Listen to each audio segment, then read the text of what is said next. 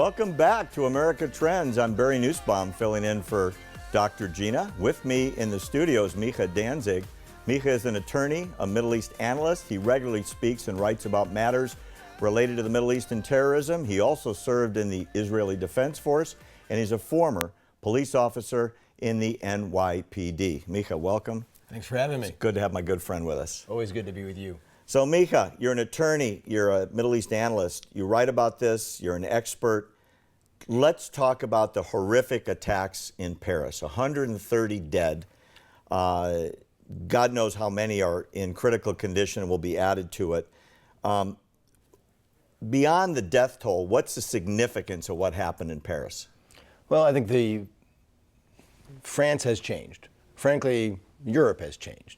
The impact that 9/11 had on America and on American security, on Americans' sense of safety in America that was, separated by two oceans, et cetera, that feeling that Americans had that went away on 9/11, that type of effect is now being felt in France. Despite the 7/7 bombings in London and the Madrid bombings in Spain, I think this one, because of its ISIS, because of the manner of the attack, because of the Mumbai-style attack that took place in Paris, I think this has had a significant impact on the way people feel in Europe, and particularly in France. So how's it going to change Paris, specifically French security? What are they going to do differently that's going to change the lifestyle of Parisians?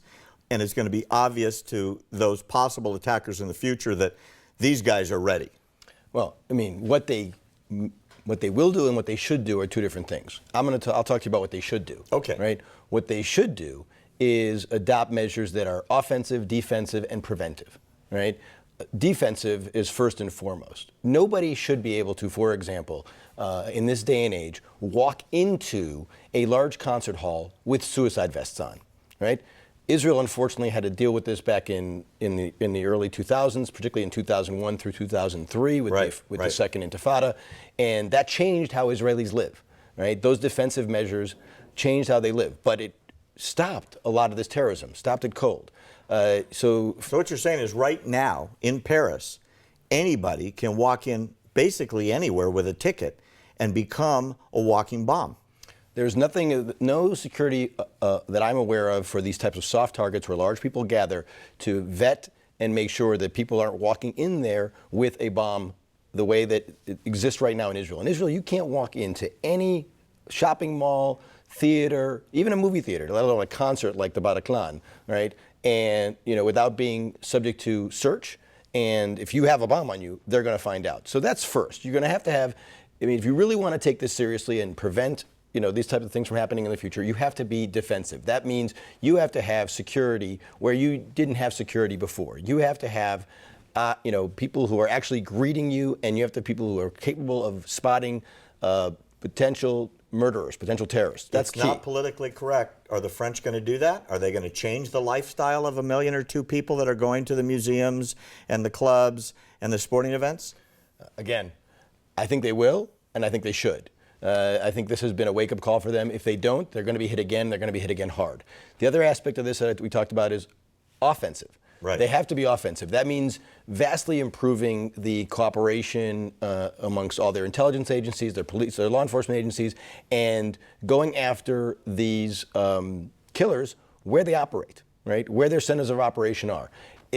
We're hearing things about, over 100 people have been arrested in the last couple of days. Are they going to prosecute, or are they just going to round them up? It depends what they found, but already some of those arrests have led to the tip that we saw today that have caused the stadium in Hanover to be evacuated. Right. They're getting actionable intelligence from being aggressive, from going after these people. They have people on these watch lists. They're on a watch list for a reason, right? If they focus their efforts more, they invest more in this surveillance, they invest more in intelligence gathering.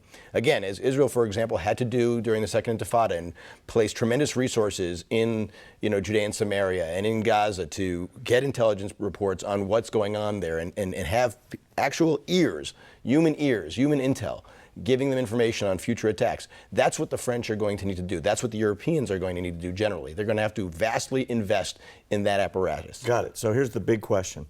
Why Paris? Why did they hit Paris for the second time with a big tragedy? Well, I just want to, before we tackle that question, one more thing on you said defense, offense, and preventive. Right. Preventive is going to be the biggest key, but that's a more long-term play. France can do this better than America can, because in France they don't have a First Amendment, right? So France can go after the vile teaching of hate that goes on in so many of these, Islamic ghettos that they have in France and all over, in Belgium as well. We see what's going on in Belgium right now. They need to more aggressively go after these madrasas, these preachers, these imams that are teaching and preaching hate. And they can actually do that. And then they can also invest in counteracting those, the Islamist radical teachings with a more Sufi as opposed to Salafi teaching that is peaceful. There is a peaceful Islam out there, and that's what we need to be focusing people on and to have them embrace. The Safi way of Islam, or the Sufi, way of Islam, is one that everybody can live with, and there's no war. The Salafi one is the exact opposite. That's the radicalized. That's the radicalized. So why Paris? Well, I think we have to keep in context everything that's been happening with ISIS, because it wasn't just Paris, right? We see ISIS attacking within the last 2 weeks, they've attacked a Russian airliner. They downed it. We see that a day before the Paris attack, they went after and blew up an Hezbollah stronghold and killed almost 50 people, right? And then we see the Paris attack. So ISIS is sending a message, right? And it's sending a message that it's flexing its muscles. It's showing the people that it views as directly challenging its territorial gains and the caliphate it's trying to establish in the Middle East aggressively. Are you saying that they consider France part of the future caliphate? Well, I think they consider the whole world part of the future caliphate. But they certainly want to send a message to those that are participating in fighting the caliphate. And France was a particularly good target for them. And we can't forget, France is home to the largest Jewish population in Europe. And we can't forget that a lot of these targets had a Jewish connection to them. Got it. So we've got a minute left, or a little less. Tell me, where in Europe are they going to hit next? What's the next target, or are they going to stay with France? I think it's about opportunity for them. I think they're definitely going to hit other places in Europe. Apparently, there was good intel that they were trying to hit Germany today. I mean, the targets for them are wide open right now. You have to remember, there's thousands and thousands of ISIS fighters that fought in Iraq and Syria that are now back on the European continent, and probably more to come. Boy, I hope you're wrong. Micha Danzig, my good friend and a security expert that we're very grateful to have. Thanks a lot for coming in. We really appreciate your input. And I hope you're wrong, but I get the feeling that you're probably going to be right, Micha.